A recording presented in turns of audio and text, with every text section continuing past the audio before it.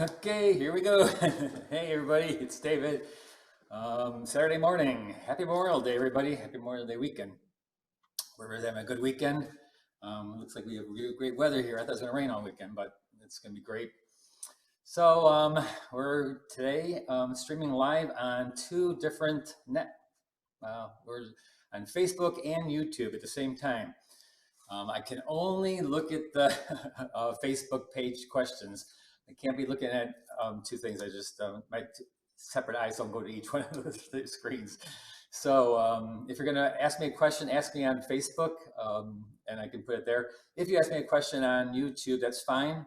If you're on my YouTube channel, go in there. You can ask questions over there, and I will answer all the questions later on afterwards, because it's a little bit too hard to do all these things at once and then also answer questions.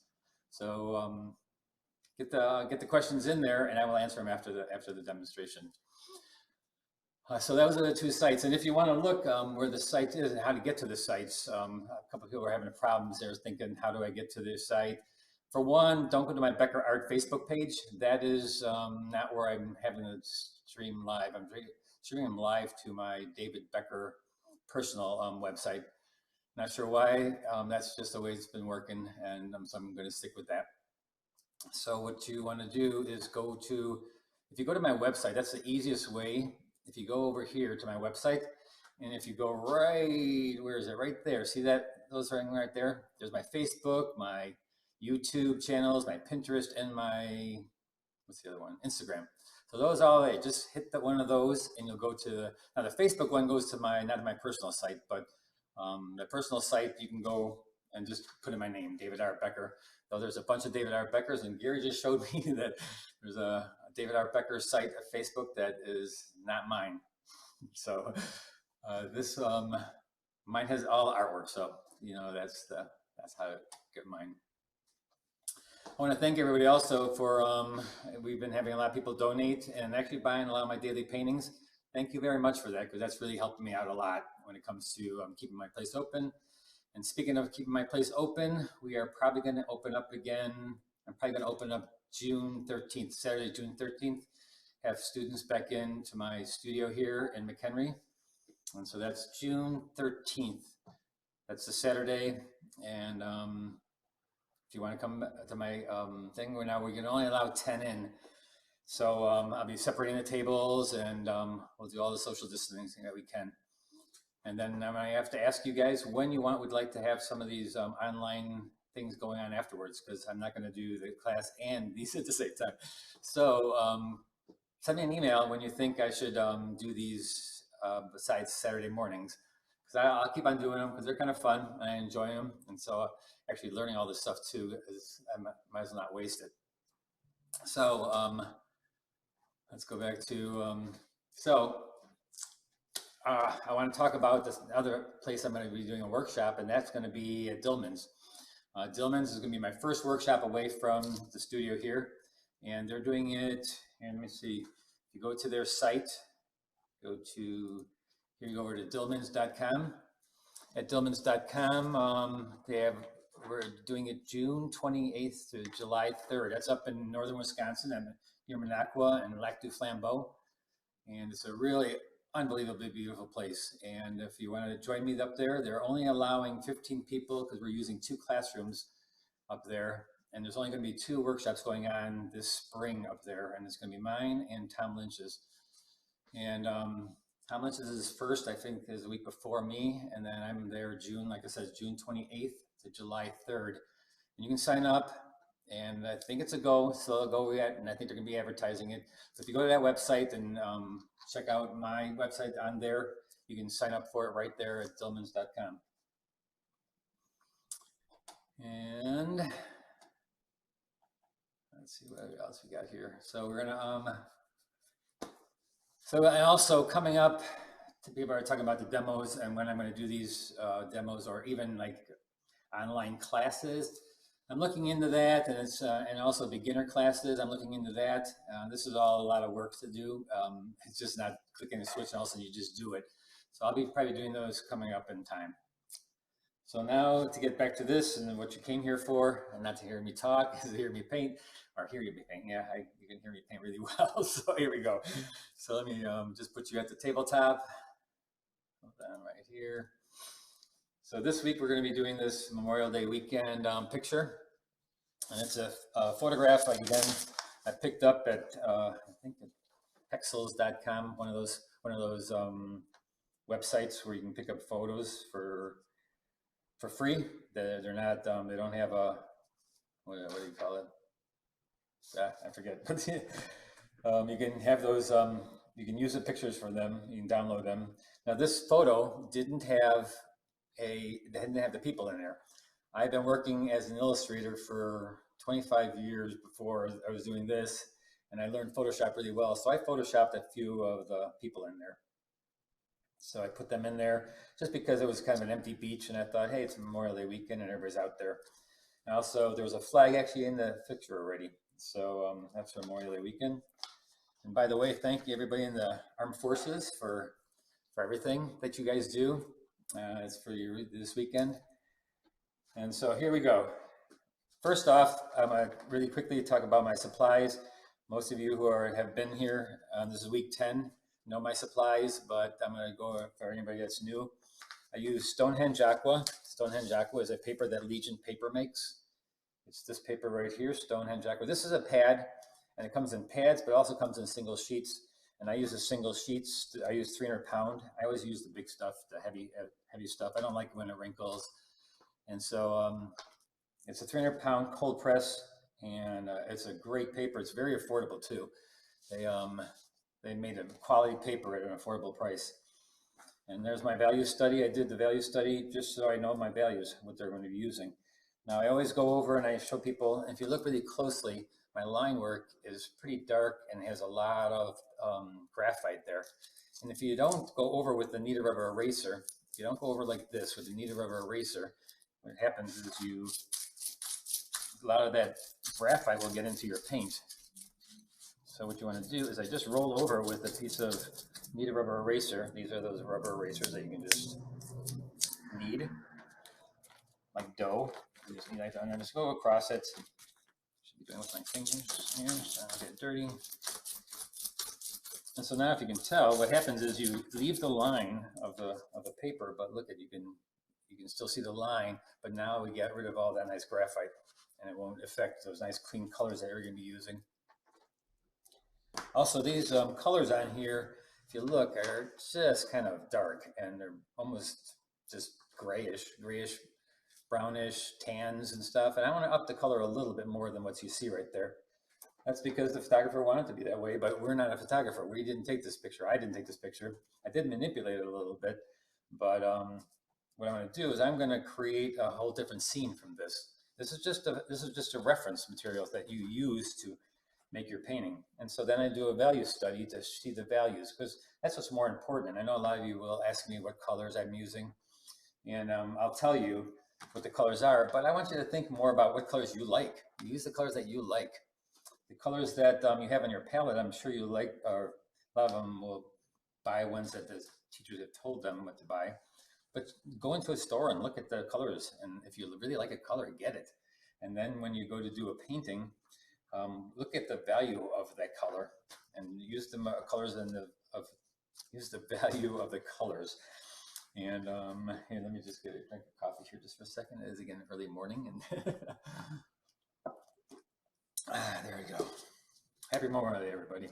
So first thing we're going to do, my brushes are synthetic nylon brushes, and Holbein Gold is what they are. They're Holbein Gold brushes, and they're very, very, very good brushes. I'm not a fan of the mop brushes or even animal hair brushes.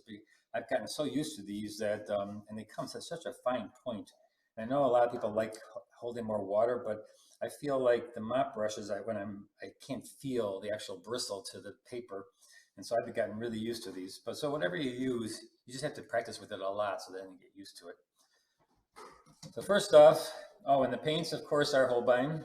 If you've been with me, I represent a lot of the Holbein colors and the Holbein paints. They're very high quality paints and very, very pigmented. And also they don't dry out to a hard clump. They don't have oxgall in them, so you can squeeze out the whole tube into your palette and you'll be fine for the whole month, or for whenever you paint so much that you run out of something. But they stay wet and they stay pliable really easily. So I'm going to go with the sky, and the sky is the lightest. Always work from light to dark with watercolor usually. It's not a rule, there's no rules. You have to, but it just makes sense to go from a light to a dark first. So the sky, I'm just going to wet because I want a soft edge. There's only two ways of applying this paint to this paper, and it's wet into wet or wet on dry. The reason you would use wet on dry is because you want hard edges. If it's wet, then you're going to make a soft edge. And with watercolor, you never have to blend. The blending all happens on its own. It's part of the medium. If I wet the sky like this, and I'm going to wet it through this first part right here, the trees, because I'm going to have a soft edge, and I probably should have put Mascoid down on this flag. And I forgot to mention to you too that in the windows of this picture, you can see here in the window right there, those windows, I put Mascoid there, so I don't have to worry about them. And I'm going to go over the whole building by themselves, just go over them when I do the painting. So putting Mascoid in there is a good thing. And also I want to talk a little bit about Mascoid. Most people put it on Mascoid way too thick. You don't have to put hardly anything on. You just a little bit is going to repel the paint from that, or the water and paint from that area. So if you put on too much, a lot of times it'll peel up the paper because you put on so much of it and it becomes very thick. So the less amount of that you can use, the better. So anyways, now it's wet. I'm going into the sky, and I'm just going to make this a little bit more of an early morning scene. So I'm going to put a little bit of like early morning color, if that's a thing. Right over here, a little orange. This is brilliant orange. This is permanent yellow orange. This is permanent yellow light. And so I'm just going to put a little bit of warmth in there, like the sun is just about to come up. Also, warm is also like evening too, so either way. And then I have a little violet, but this is lavender, which has a little bit of white in it. I'm just going to make this light. Don't make your sky dark. If you make it dark, then it defeats the purpose of doing your value study. The value study says that that is light. So I'm going through everything, and that's the light area. Now do remember that watercolor dries 20% lighter than what you put on it. So if this looks right while it's wet, it's wrong, because it's going to dry 20% lighter. So make sure that you just get in there and make it 20% darker. Use a little bit of blue, a little bit of violet. This is horizon blue, which also has a little bit of white in it. But when you're using it into a wet wash like this, it becomes very transparent. And that's what confuses a lot of people. A lot of my students, they don't get it. They say, well, I'm buying that pigment in the store and it says opaque. You know, I shouldn't be using opaque colors. I don't want to use opaque colors. But that doesn't matter because it's how you use it. If I'm putting this into the water and it's then transparent, it just has more pastel color. It's still going to be able to see through. It just has white in it that you can see through. And that is also acceptable for TWSA. As long as you make it transparent, those colors, it's fine. It's the transparent colors that they want. Speaking of that, anybody who's gotten a Transparent Watercolor Society, their paintings are due this next week, and I had gotten accepted, and so I'm going to have my show. That I guess they're up in Kenosha, Wisconsin. They're going to have a show, I think sometime in July, but you have to look at watercolors.org and see the Transparent Watercolor Society show. So that's the sky, and I might as well take that light right into the water right away, because the water is the color of the sky. Water normally doesn't have color. Here in McHenry, it has some green in it, but this water down here, we're just going to put the color right into there. And over these people, because my value studies tells me that those people are dark on top of a light. So you just go right through them and use the colors that you used in the sky right into your water, because that's what the color is going to be anyways. You can use white of the paper, you know, because you don't want to use white, which I do have right here though. But that's okay. Don't try to use the white of the paper first before you start using white paint. So a little bit of violet down here and blues. I use blues and violets together in the water, and then for the okay, now so I could do this while it's wet or damp, so I can have a little bit of a watermark to blend like that. I can keep it dark, or I can keep it hard edge. So if I wait for it to dry, then it'll be a hard edge, right? Because wet paint on dry paper will give you a hard edge. Right now it's damp, so if I put a little bit of too much water on there, it's going to give me a watermark. But if I use enough pigment, it'll just blend it nicely into that area. So the trick is to never have your brush wetter than the surface.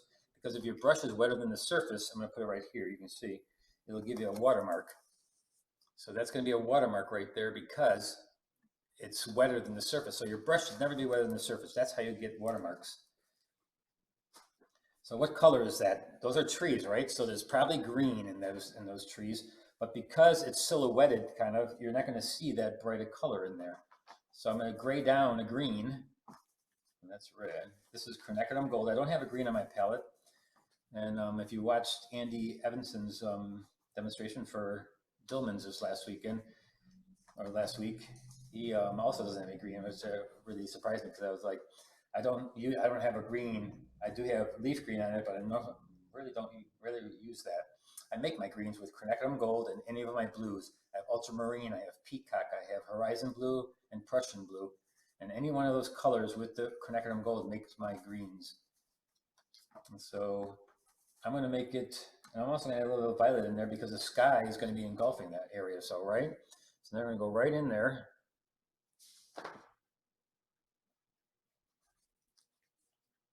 And I noticed I didn't go over the products a real lot.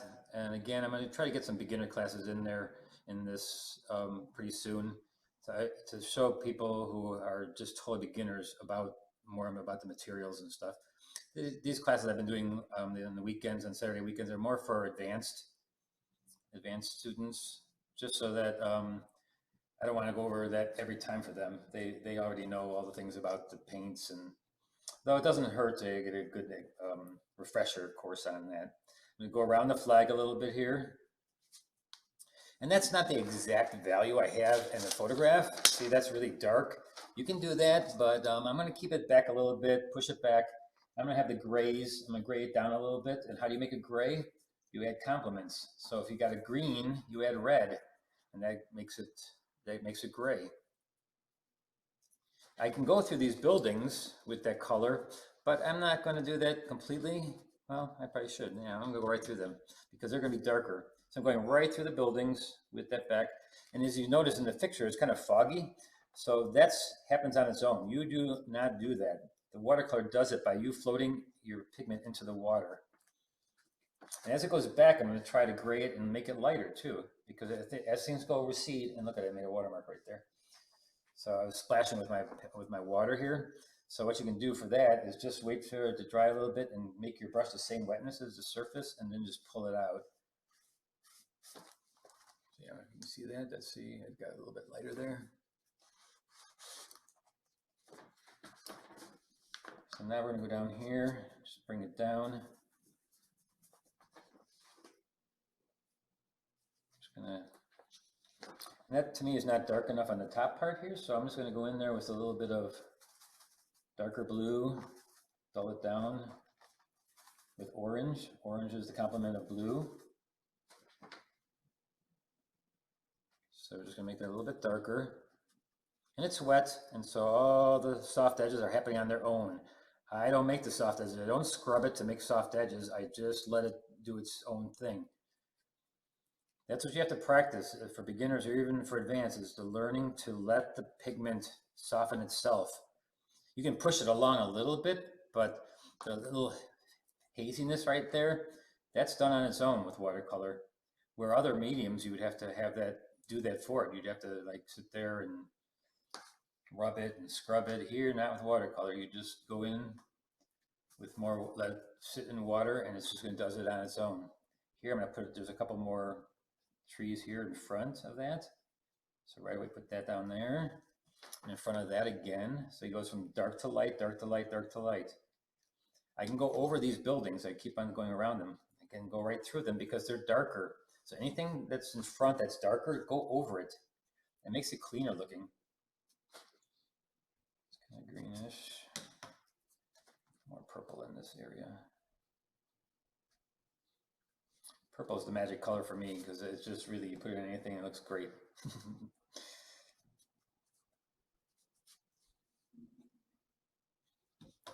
I will be excited to see my students come back in June 13th. It'll be fun. Hopefully everybody, I'm going to put that out in my newsletter. And if you want to get my newsletter, go to my website on the bottom. You can sign up for my newsletter. It'll tell you all the things that are happening and all the things I'm doing. It comes out every Tuesday. Every Tuesday morning, you'll get a newsletter from me called Float Your Pigment. Float Your Pigment newsletter. So now I'm coming down to the front, right? I'm going to get warmer and warmer. I'm going to get darker and darker, more intense colors. And I just don't use one color in an area. Once I put the water down, I then float other colors into that. By floating, I mean the paper is wet and now it's like a puddle of water. And so then what I do is I kind of saturate some more pigment into that puddle of water and just let it float there. Right to the people. They're darker. They're going to be dark on top. And this is a pretty light color, so it's going to go right through them. Now this is the side of the hill right there, and that's a little bit darker. But I also want to get a little bit more colorful than the photo. I put a little bit of orange in there. And these are my middle tones and my lights I'm working right now. I'm not working my darks yet. Darks come later after it's dry. And those are what create shapes and things in the painting.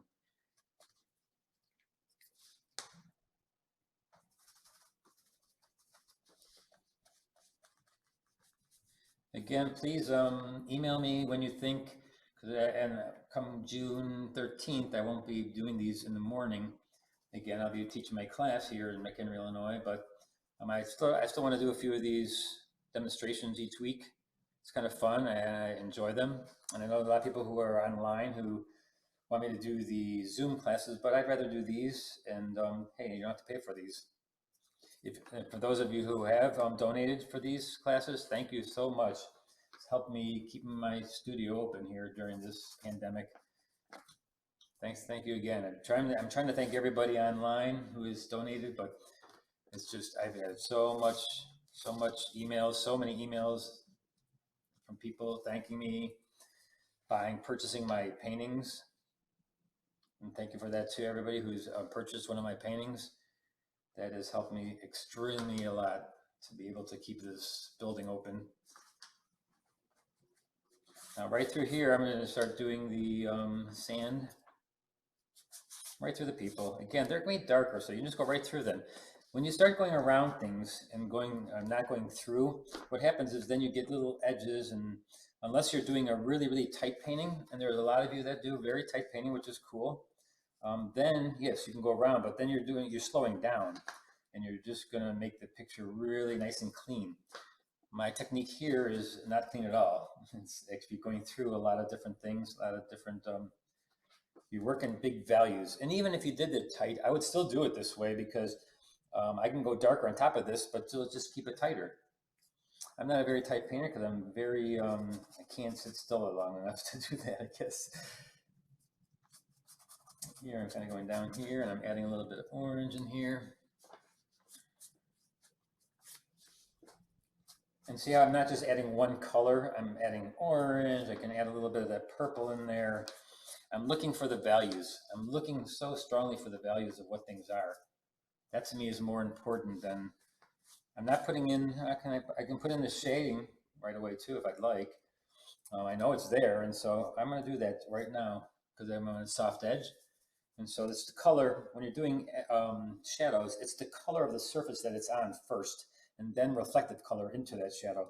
So this right now is kind of an orangey kind of color, and so it would be a darker orange for the shadow at first.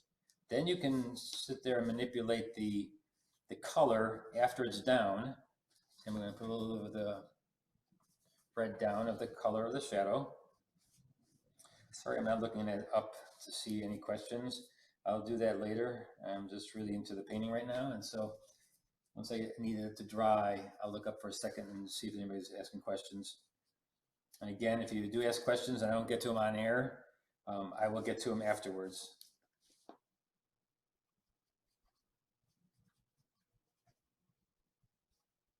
And that's actually a better way of doing it anyways, because then I have time to think about the question and answer it correctly.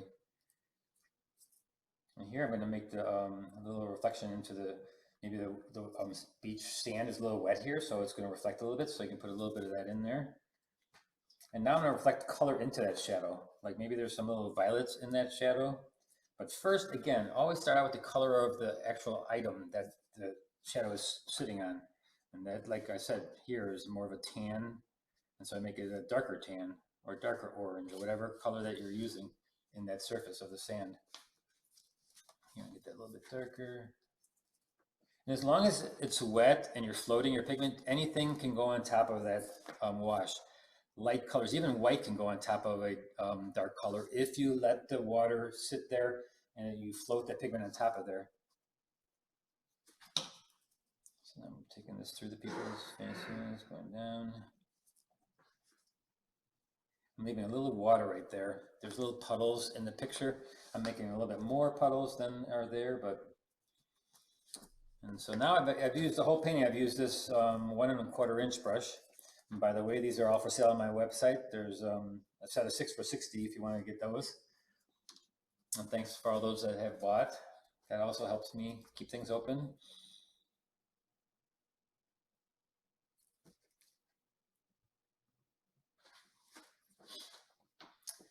All right, so sky's done, the background's done.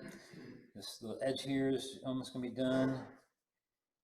And okay, so let me just look up for a second. I'm just gonna look to see if anybody has any questions. And again, I cannot take questions from both YouTube and Facebook. It's too many places to look, and I only have one set of eyes. And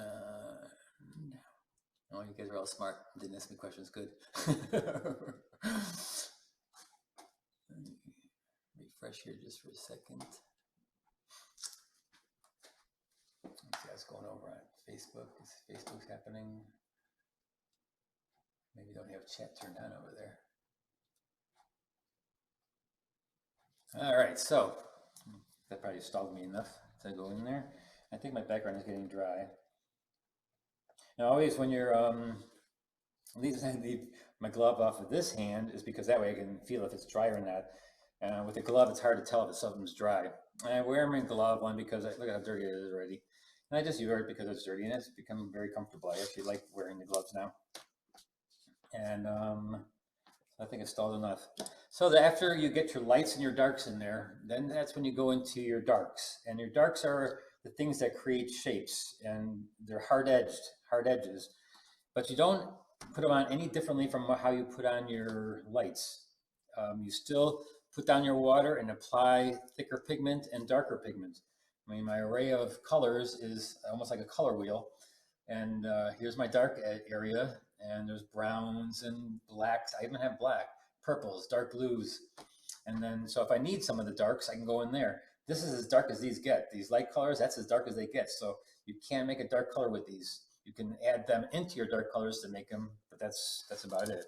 So now I'm going to switch my brushes to a little bit smaller brush because I've got to start working the background. And so I'm going to start with the back, knowing that that's going to be lighter. And as I come forward, it's actually to the side, but it's also forward in the picture ends of things. And as I get to here, it's going to be darker, more contrasty.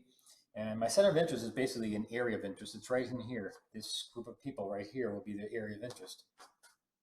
So back here, we're going to start out with some of the colors that are back there.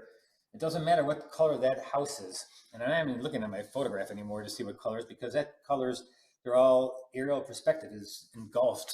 See how the aerial perspective, all the colors from the sky kind of blend in here. It's kind of foggy also. So having it foggy makes that aerial, or I like to call it atmospheric perspective. And so what it does, it kind of engulfs that area with those colors from the sky. So that's what I'm going to do, is use the colors I used back there from the background and the sky, which was violets. And so I'm just going to go in there and darken it a little bit.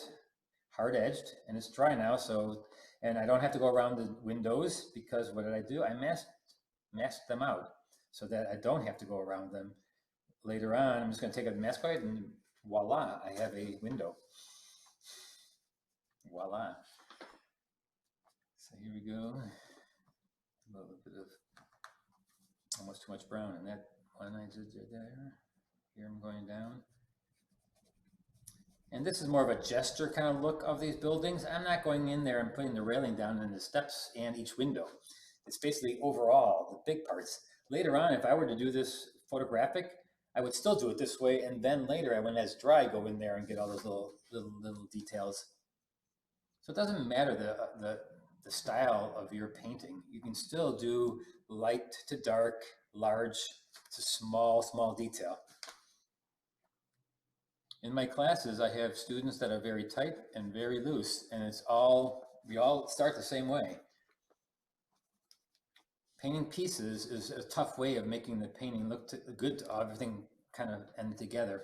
It's possible, it's very possible, but it's harder. It's harder to do it that way. And now as I come forward, I'm gonna start adding more color into those areas, warming those colors up as it comes forward. I'm just gonna have a little more warmth colors in there. And yeah, I know you want to know exactly what color I'm putting in there. Use the color that you like. You know, I find that funny because you may not like browns or purples and together or in that area. Don't put them in there. Just look for the value. Here, this is permanent violet, which is my dark purple, permanent violet. And if I mix like, this is called light red, it's kind of a terracotta. I can put that in there. It's almost too red though, right? So I can wet it with anything. A lot of times what I do is I wet around the hard edges. See how I'm wetting around the hard edges? Now it doesn't matter that this color is whatever it is. See, if you look close up, it's just a dirty color of what I just picked up. That's not going to be the actual fine finished color. What I'm going to do is I'm just wetting it. I'm wetting the hard edges. And then what I will do is I will play with that area by applying other colors into that. So now I'll take a little purple, throw that in there. I'll take a little bit of blue. That's Prussian blue, and this is ultramarine deep. I just throw it in there and just let it float within the thing. Now the front of that building probably should be a little bit lighter. So I'm just gonna put it a little bit thicker. But see how I'm not applying one color to that? I'm applying whatever color at first, and then I kind of build on it and I sculpt it. I sculpt that building with different kind of colors. I can even put, look at this, this is brilliant orange. I can even throw that in there. It's going to be fine because it's going to float within the dark color I just put in. And now I go back to that purple and I put some more of that into the mix. It's all about floating your pigment into other pigments and just letting them work together. You don't have to mix them together over here on the palette. You can just put them in right over here on your paper. And it looks so much fresher and wetter if you just let the pigment float. Float your pigment. When I started saying that in my class up at Dillman's, speaking of Dillman's, that's where I learned a lot of things how to teach. I started saying float your pigment up at Dillman's, and it all worked out so well. People started getting it. They understood what I was talking about. You're basically putting down water, and you take pigment, which is like a colored dirt, and you put it into the water, and it kind of just separates and floats and gives it such a neat look to it. It looks very fresh. And I put a little bit of purple in there, lavender, which has white in it. And so it's a lighter color on top of a darker color, but it's floating in there and it'll separate real so nicely. And the amount of pigment you put onto the paint, onto the paper, the amount controls the edges. It's a soft edge, but it's a harder soft edge, if that makes sense, a harder soft edge. And so as I'm going over here, I'm going to get a couple of the dark areas a little bit here. So now we've got it going from dark to light. And on, was it Wednesday when Andy Evanson was giving a demonstration for Dillman's, boy, a lot of stuff he was talking about was so like how I teach. And it was like everything he said, I'm like, yep, exactly like that, exactly like that. And also, I don't teach very much. He had said he doesn't teach very much plein air. I myself don't either because I find it hard to teach people outside. Like if I were on the beach right here, sitting right there, those people would be there for 2 minutes and then they'd be gone. So how do you teach somebody how to do this when those people leave? And so it's a little bit more difficult to teach plein air. I like to teach in the classroom and then go and sketch out on plein air. I'd rather sketch and just do sketch air plein air. For teaching wise, I mean, I love going out and painting on the spot, and also photographing out there and just doing all kinds of stuff there. And actually painting too. I like painting or planing. Not teaching though, because then teaching is a little bit more difficult then. I had taught in a workshop in Palm Springs one time, and boy, I was teaching plein air, and places like that where it's all beautiful and warm is fine, but and we're all together on a beautiful area. But one time I was doing a demonstration, and all of a sudden my whole palette and my easel and everything blew across the street. They had these little wind bursts, I guess they call them. I'm not sure what they are. They're almost like little tornadoes. Took everything across the street. I picked up my whole palette and threw it across. Then there was and then also the ladies. All of a sudden, I hear them screaming, and I thought we were kind of close to the street, and I thought maybe somebody got hit or something. Ended up that sprinklers went on in Palm Springs, and they're all getting wet. So I guess with watercolor, it's not good to be sitting in front of sprinklers when they go on in a warm area. So that's the workshops that happens at workshops. So now I got my dark buildings in there, right? And I didn't have to go around my windows because there's masking fluid on there. And as it goes back, you notice how it goes from a darker, and as it goes back, it gets lighter and lighter and lighter. And so now I pretty much got my background, my sky. The flag I'll do is a detail in front, all the little things inside the buildings that I'll do later with the detail. Now I'll do the big parts of the people, because the sand is pretty much, I can do a little bit of the detail in there, like rocks, and the shadows are, see how much lighter they got? So now they're gonna be hard edge, which is fine. I'll still get some fine hard edge things in there. So now I'm gonna do with the people. So the same thing with the people, even though they're probably wearing the same type of clothing, these people back here are gonna be a little bit lighter because they're farther back. And again, just like the buildings, they're engulfed by the aerial perspective. Aerial perspective, or I like to call it atmospheric perspective. It's back there, and so they're being engulfed by that light and by the scene. So I'm gonna go with my smaller 1/4" brush now, because I'm painting something smaller. And why do it with this brush? And there are artists who do that. They take the big brush and just do that, and that's fine. It's learn how to control your brushes. Let me just look up for a second, see if anybody's got any questions.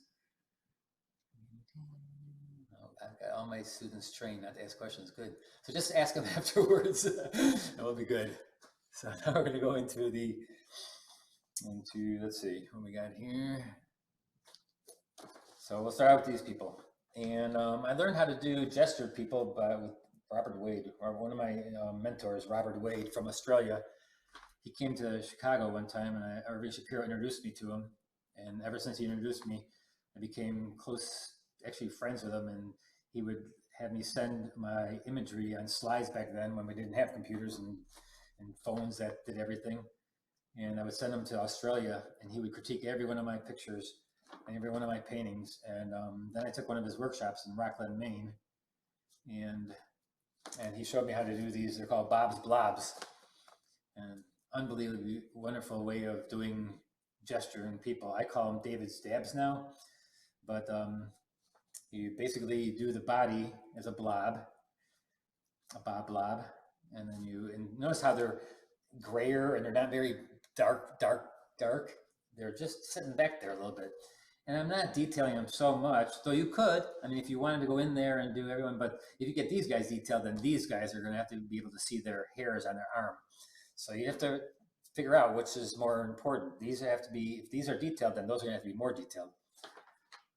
So we can change the color here a little bit. We don't want to get too crazy with the color on here, because again, the color is not so as important as the value on these people back here. If you're on the beach, it gets engulfed. These people get engulfed by the aerial perspective, and so you won't even actually be able to see what the color is sometimes, because the value, if they're silhouetted, you will see the silhouette shape more than you will the color of the object. So as an artist, you use all those things. You use all those things to make your painting easier to see, because it's not a photograph. You're not doing a photograph, because a photograph will give you all everything on there. It's real. Here we're doing a painting. Not everything's real. It's a photograph. It's a painting. And so I can start out with all the same colors, and then I can apply some colors into that too later. See, I can, let's say I want to maybe have this person have a little bit of red on there. I can throw a little red in there. But if I start putting beautiful colors here, then these are going to have to be even more colorful.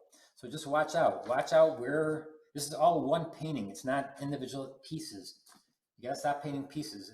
It's a big thing I teach my students. Don't paint pieces. Paint your scene.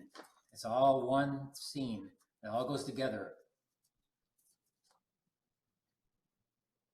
In my classes up at Dillman's, we go through, I'll kind of tell you how we operate by doing a painting like this all together. And I do the first wash, you do the first wash. I do the second wash, you do the second wash.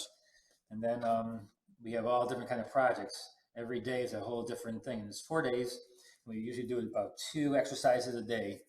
I don't call them paintings because they're exercises. You end up with paintings, but they are exercises. I want you to learn.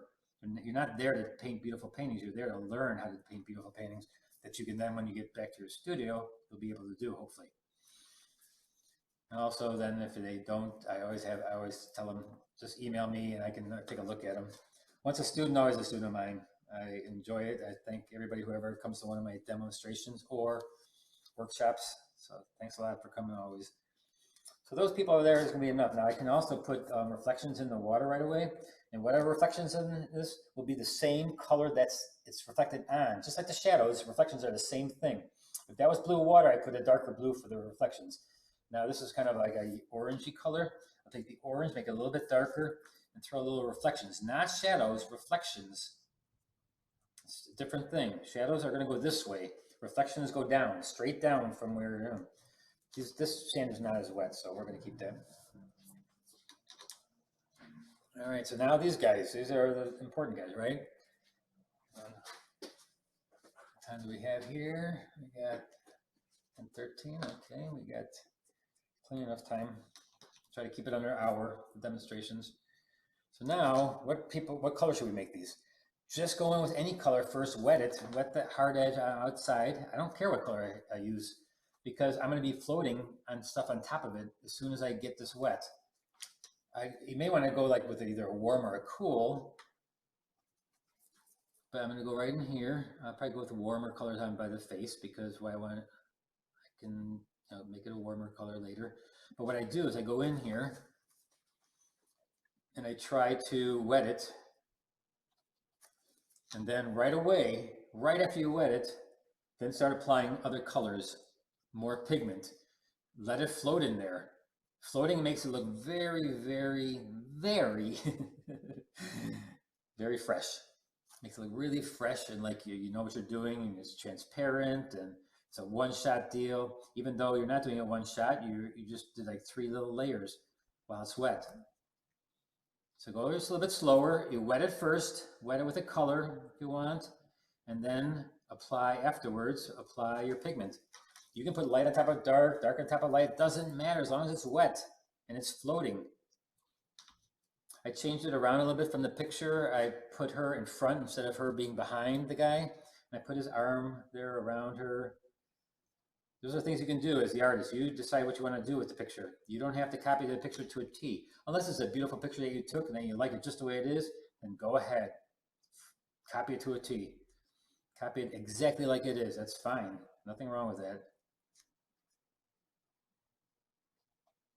And when it comes to drawing your picture on, that's number one. Boy, I didn't mention that in the beginning, but I should have, is that number one thing, your drawing has to be on. It has to be totally right on. No mistakes with the drawing. Any mistakes with the drawing is very noticeable, especially with figures, portraiture, trees not so much, landscapes not so much, but definitely people and how they look and the drawing, even if in a gesture. And it also depends on how loose you are with your paintings. Drawing is number one. And if you have a problem drawing it first as a student, then trace it. I want you to get to a point where you can first learn how to use the medium, and then you're also at the same time learn how to draw. And learn how to draw is basically just you doing a lot of it. You don't learn how to draw overnight and just by taking a class on how to draw. It took me many, many years to learn how to draw from my imagination. And as an illustrator, even, I was doing it every day. I was drawing. It took me about 3 months to get to very comfortable with, and that's drawing every day for as my job. And so that was a little bit different than if you're just practicing once a week as a light drawing class. That's not enough. You have to draw constantly. And there are ways of helping you out when it comes to drawing your picture down, and that's you can trace with tracing paper, with a transfer paper, I mean. And there's also projectors. You can project it on there. And again, yeah, I guess it is cheating in a way, but you need that drawing good. There's no questions about it. You need to have good drawing. Unless you're doing sort of more of a abstract kind of looking where the drawing is not as important as the design of it, then it's okay. But when your drawing is important, you're doing something like this where the drawing has to be on, where your style is, where it has to look like something, then yes, there's some people who have a very loose style where it doesn't matter if that person has the exact look because the rest of the painting is like that, then you're fine. But even those people I know can draw pretty well. I know a bunch of artists who paint very loose and very loose, and I know they for sure that they can draw really well. It's just they chose then in this style that they're going with now to keep it loose. So learning how to draw is never a bad thing. Doesn't matter what your style is. I notice a lot of artists, they definitely use the projector. When I go to these shows, I know when somebody uses the projector. But they're fine, and they're very tight paintings, but hey, that's okay. As long as you're painting, just paint, paint, paint. That's how you get good. There's no secret to how to get good. Just doing a lot of it and taking good workshops from people like me. Go up to Dillman's and I will show you how to do it, right? Also, we have fun up there too. It's a great place. Go out to dinner afterwards and a bunch of nice restaurants they have up there. Up in Lac du Flambeau near Minocqua. We always go to some great restaurants up there. And so there we have some people in the foreground. And yes, they're very dark. And I can get even more detailed. Let's say I want to give her shorts that are a little bit lighter. So I'll just put a little bit, let's say maybe I'll make them orange. So look at this. It's wet still, and I just put a little color right on top of the wetness and just let it float, and it's fine if you put a lighter color on top. Maybe this guy has a red stripe across it, and it's still wet, and I just put that on there. You can even do that when it's dry too. But you notice how I painted them together as one big area. So always go first with the big area of the lights and darks. In the dark, don't try to do it individual and do his arm exactly individually. First, just go over and through, and then I just put a little bit of color right in there to put his arm in there. Now we're going to go with a little bit of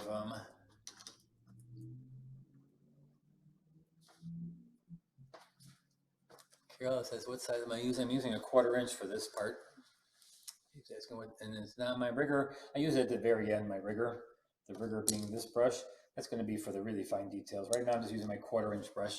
I like the flat brushes a lot lately. I'm not sure why. They're kind of fun. So now these shadows didn't come out so dark. And so now I'm going to go in there with the color of the sand, which is orange, and then make them a little bit darker. These are the shadows. These are not the reflections. The reflections go straight down. The shadows go over this way. Sun's over here, it's hitting there and going in that direction. Make it hard edge, that's okay. Hard edges are good now. And if I want to get texture, I go across it quickly. Like Andy had done with his water, he went across quickly with your brush, and then you, boy, that guy is an amazing artist, Andy. He also teaches up at Dillman's, and you can get him, I think, in this fall. I will also be teaching a fall workshop up at Dillman's, and that one will be acrylics. Oh, and by the way, if you take my workshop this year, only this year, my watercolor workshop in the spring coming up in June, you don't have to bring any materials. Holbein and Legion Papers will be supplying all the products for you, and I'm going to shrink wrap them and quarantine those products 3 weeks before we get going, so you'll get free. You don't get free to keep the palettes and stuff like that, but you'll be able to use all the supplies. You don't have to bring any supplies with you. We're going to be supplying everything for you. All whole-by materials, all Legion papers. We'll be trying black paper. We'll be trying some hot press. We'll be trying some cold press, some 300-pound rough. And that's this year at Dillman's, if you are my spring class. And in the fall, when I have my acrylic class, same thing. We use 4 different kinds of acrylic. And the acrylic class is also kind of like a watercolor class because you learn how to use acrylics like watercolor. So, okay, there we go. And now that this little part is wet, you can also throw color into it afterwards. Like I said, always throw color into the water after you even get it going here. See, I just let it lay right into the water. Okay, now we're ready for the fine detail stuff and we'll be done in time, right? So let's go, now I'm gonna get my rigger out, Carol. I saw Carol ask a question about the rigger. I'm getting my rigger out now for my details.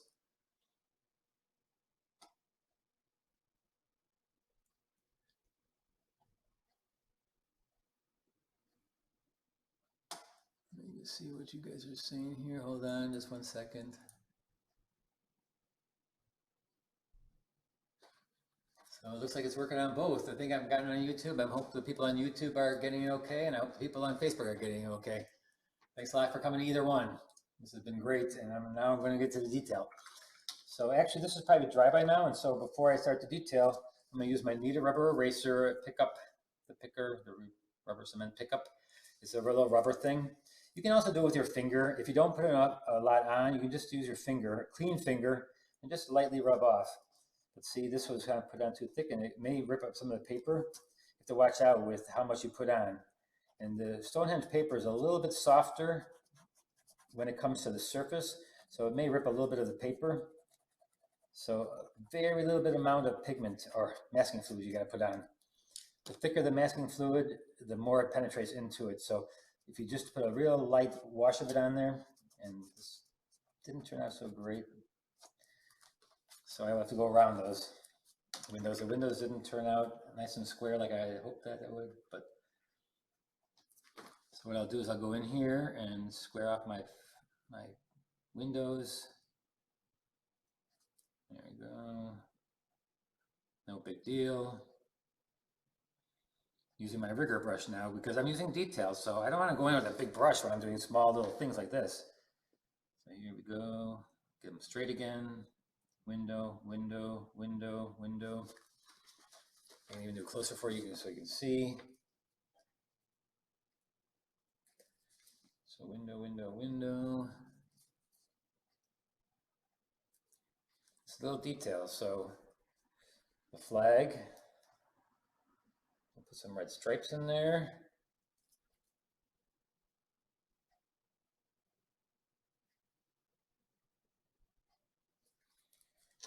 And then a little blue for the stars. Of course, I'm not going to put stars in there. It's a little bit too small to start putting stars way in that area. So hold on, let me clean up my blue here a little bit. A little blue. See how nice we just do this. A little blue.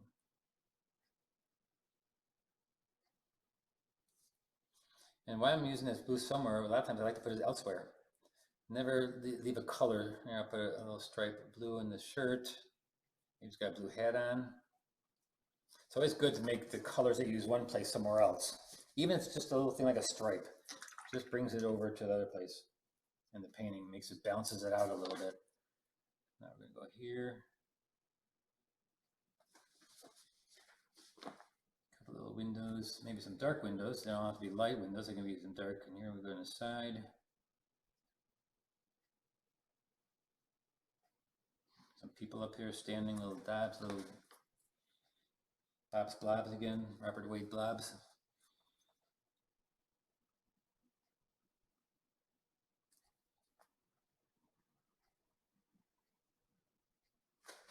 And now I'm going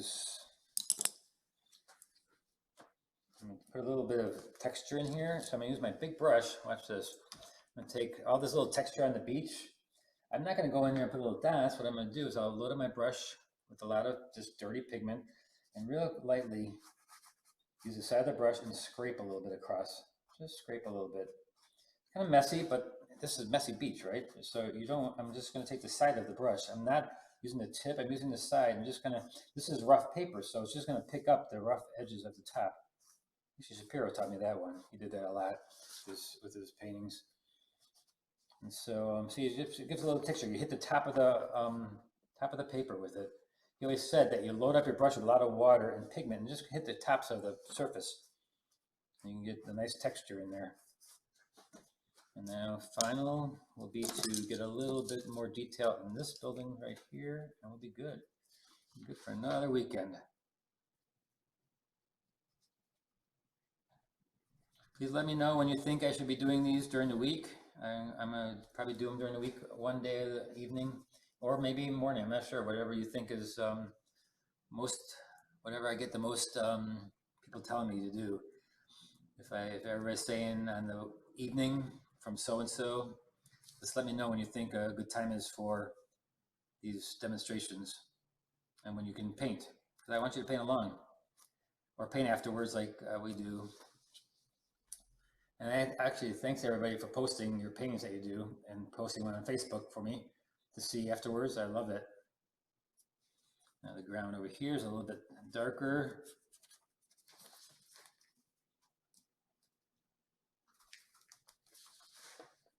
And remember, all my students who usually come, June 13th. We're looking to open up again on June 13th. And we'll bring our bakeries and we'll have a great time again, except distance away from each other. I'm gonna set the tables up a little bit differently. We're gonna have to yell at each other to talk, but we'll be good. All right, there's a few more things here, and I think, all right, we got 2 more minutes and we're good.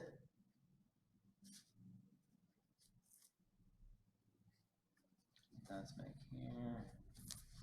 Let me take off the tape, and another weekend done.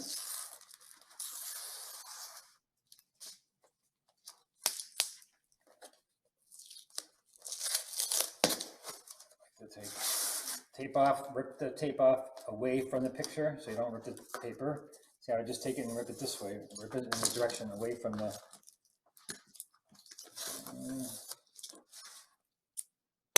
All right, so let's put this off, put this by itself so you can see it. I'll post it also, the painting by itself, on Facebook later. And later on, this one will be available for sale too.